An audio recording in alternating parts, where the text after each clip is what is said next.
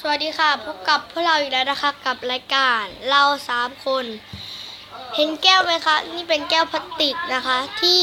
วันนี้รายการเรา3 คนจะมาสอนการเล่นแก้วนะคะ ซึ่งในชาว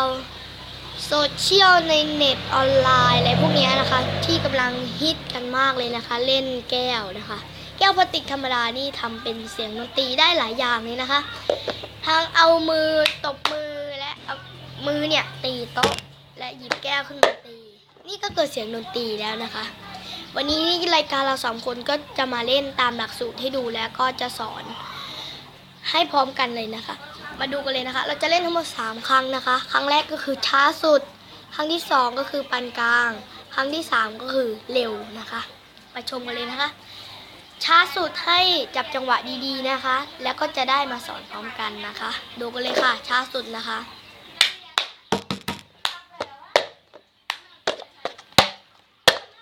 นี่คือช้าสุดนะคะขั้นตอนที่2ก็จะเร็วขึ้นเรื่อยๆนะคะเร็วขึ้นอีกนิดนึง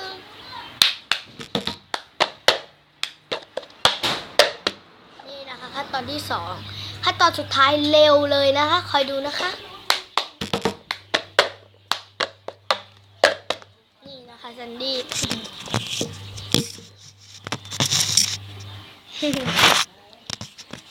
ทีนี้ก็มาถึงตาการสอนกันแล้วนะคะอันนี้ไปเล่นนู้นอันนี้ถึงตาการสอนแล้วนะคะการสอนนี้ก็ง่ายๆเลยค่ะขั้นตอนแรกเลยนะคะปรบมือ2 ครั้งตอนแรกเราอย่าเพิ่งใช้แก้วนะคะเอาแก้วออกไปก่อนและเรามาซ้อมปรบมือกันก่อนขั้นตอนแรกนะคะปรบมือ2 ครั้งนะคะปรบมือ2 ครั้งเสร็จแล้วปุ๊บก็ตีโต๊ะ3 ครั้ง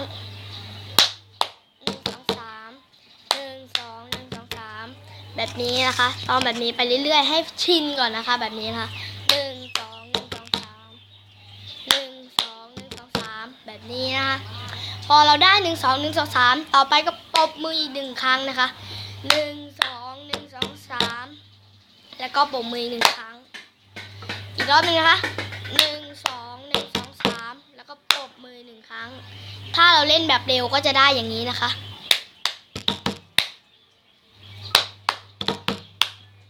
ฝึกแค่นี้ก่อนนะคะถ้าเราฝึก1 2 1 3 1อย่างนี้คล่องแล้วแล้วก็เอาแก้วเข้ามาเลยค่ะอันนี้ขั้นตอนการ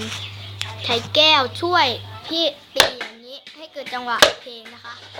เราก็เอา1 2 1 2 3 1นั้นมาเข้าจังหวะ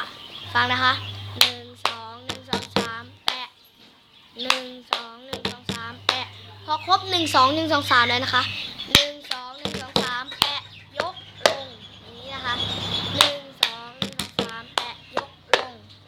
แบบนี้พอเราครบ1 2 1 2 3 1พอครบ1 2 1 2 3 1แล้วเราก็ยกแก้วขึ้นมาแล้วก็ตีลงให้เร็วให้มันเกิดเสียงให้ได้นะคะอย่างนี้ฟังอีกรอบนึงค่ะ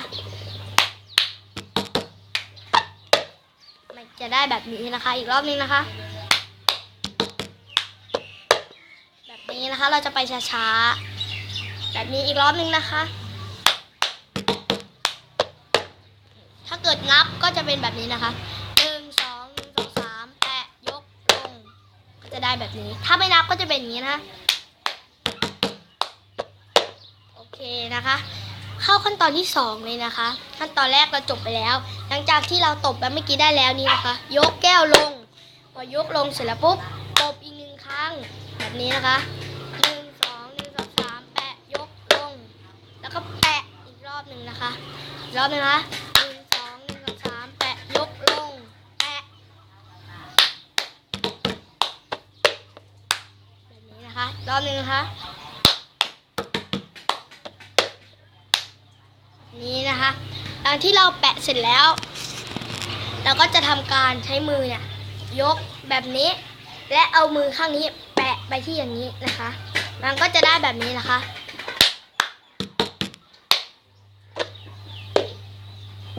แค่นี้ก่อนนะคะยังเอาใหม่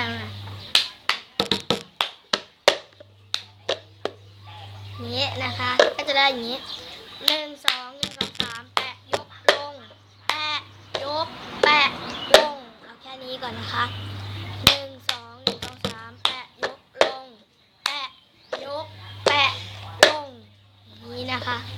ซ้อมอย่างนี้ก่อนนะคะ หลังจากที่ขั้นตอนแรกเสร็จแล้ว พอขั้นตอนที่2นี่คือแปะยก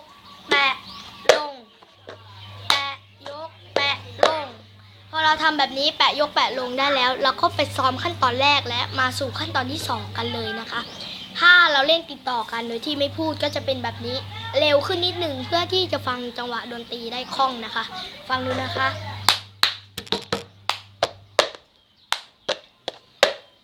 นี่นะคะรอบหนึ่งนะคะจังหวะนี้นะคะฟังให้ดีแบบนี้นะคะนี่เราถึงขั้นตอนนี้นะคะ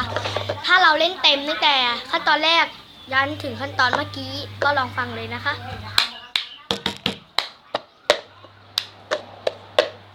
นี้มันก็ได้แบบนี้นะคะ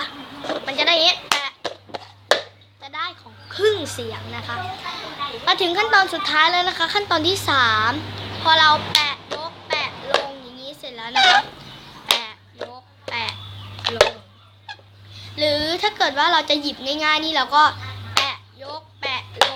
ลงใช้หงายนี้ก็ได้นะคะเพื่อที่เวลาหยิบอีกรอบหนึ่งเนี่ยนะคะเราก็จะหยิบขึ้นมาหันทางด้านตูดก้นมากนะคะก้นของแก้วนะคะก้นของแก้วพอเราได้จังหวะแรกนะแปะยกแปะด้านหัวแล้วนะคะด้านหัวแล้วก็ลงนี้ก็ได้แล้วก็ยกขึ้นมาแปะแล้วก็ลงอย่างนี้นะคะเอาใหม่นะคะ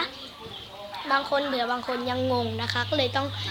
เราต้องไปช้าๆเพื่อที่จะฝึกซ้อมได้ง่ายๆนะคะลองดูนะคะแปะยกแปะลง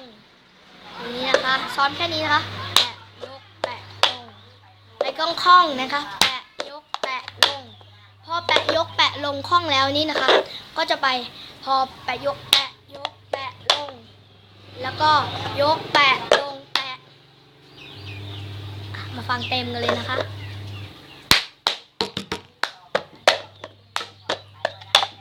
นี่นะคะ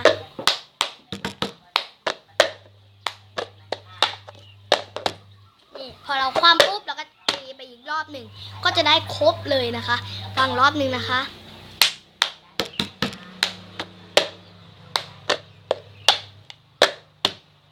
ตอนจังหวะที่พอเราหงายอย่างนี้เสร็จแล้วใช่ไหมคะเราก็คว่ำแปะลงแล้วก็ตีอีกรอบหนึ่งต้องตีแบบติดต่อนะคะรอบสุดท้ายแล้วนะคะฟังดีๆนะคะแปะนี้นะคะพอแปะลงยกแปะลงแปะอีกรอบหนึ่งนะคะเต็มเลยนะคะจะไม่พูดแล้วนะคะ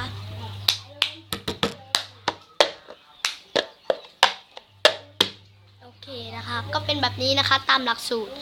ก็เพื่อนๆลองไปฝึกซ้อมดูนะคะซ้อมบ่อยๆซ้อมเยอะๆในกระจกนะคะแล้วก็